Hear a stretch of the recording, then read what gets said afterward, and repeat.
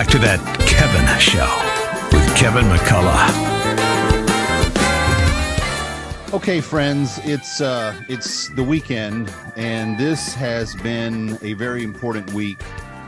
I made an announcement on social media, and I talked about it on the radio show this week, but we had someone come forward this week, and the offices, the people at the headquarters of Christian Solidarity International let me know that for our slave liberation campaign for the year of 2023, we've had a very important development. Someone stepped forward this week and said that for the rest of this week and through the end of this weekend, they are going to basically match every slave we can liberate through CSI.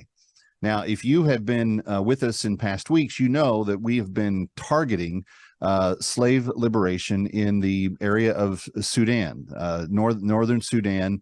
Southern Sudan used to be one Sudan. Civil war came, destroyed everything, but the northern Arabs were kidnapping women from the south and dragging them back to the north and making them their slaves pre-war. The Civil War was fought partly over that, and when the countries came in and settled the war, and the U.S. led the way, and Christian Solidarity International helped facilitate all of that coming together, they didn't do anything about the slaves.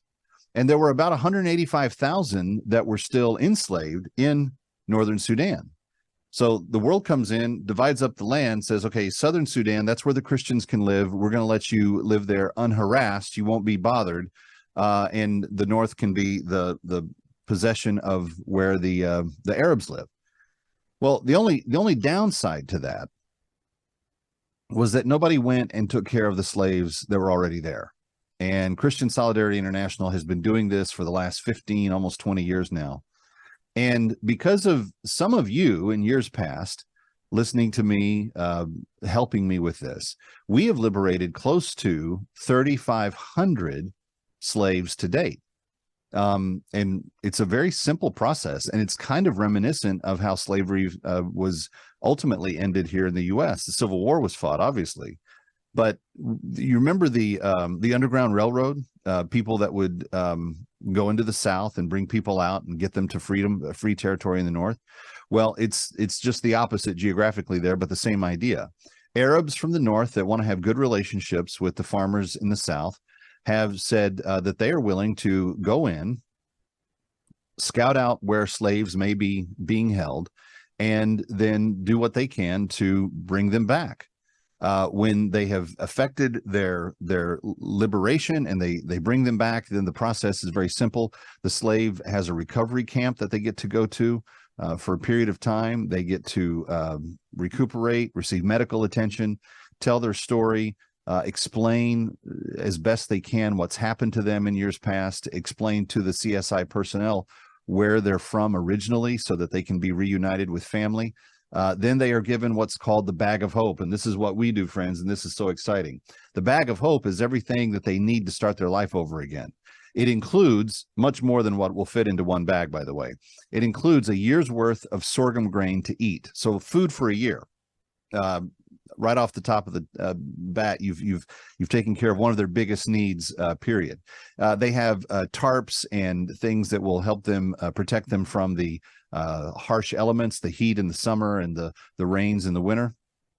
In addition to that, they get a year's worth of seed that they can use to plant their own sorghum, and from there grow food for the coming years in front of them. They're given utensils to garden and fish and clean and do things with. They're given a Bible. They're given blankets to help keep them warm. And at the end of the day, they are given a little she-goat that can produce goat kids for the future, and that gives them a micro enterprise to help support themselves. Once they are given all of those things, which is way more than they've ever received in slavery, they are then helped to relocate back to where their family was originally from. Many of these women were taken when they were young children. They've been in captivity for 10, 15, 20 years. They're in their mid-20s to early 30s. They don't know. Some of them don't remember much of their childhood. They have a hard time remembering where they were. And in some instances, they have been, in all instances, the women have been raped, brutally treated while in captivity, in slavery. But some of them have had children that were born as well. And usually the slave master takes the child from the woman once she weans him. But in some cases, CSI has been able to negotiate the release of the children as well. And we're starting to see more of them return to their mothers as well, which is a very, very rewarding thing. It's a very heartwarming thing to know that we're bringing some of those families back together. So here's where you come in. $250 one time provides that sack of hope, that bag of hope, which is everything they need to get started again once we have them liberated. But it also provides the cattle vaccine that the slave master trades for the slave's life. It's really amazing. It sounds almost impossible to fathom in this day and age, but someone would value a piece of cattle more than a human being. But that's exactly what the slave masters have, and they can't get this particular vaccine called Navidium. It helps the cattle survive the harsh weather. And so they will, for one vaccine, they will release one slave. Once they are back to the safety of South Sudan, there's been zero recidivism. There's no recapturing of any of these. The agreement that was established by the two sides at the end of the war settled that. But friends, there's about, of the 185,000 that were in captivity at the beginning of the war, there are probably close to 30,000 left. And that's because of the diligence of Christian Solidarity International, you and other people just like you working together to liberate them.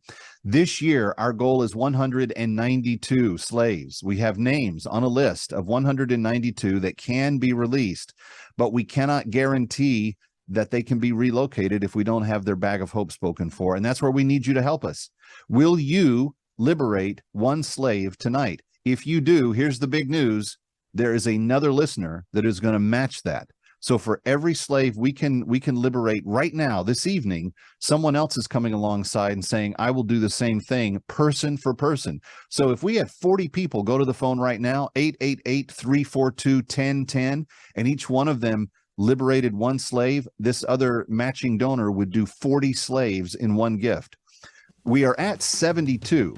We need 192. That's 120 that are left. Will you help us? 888-342-1010. 888-342-1010. We'll be right back. That Kevin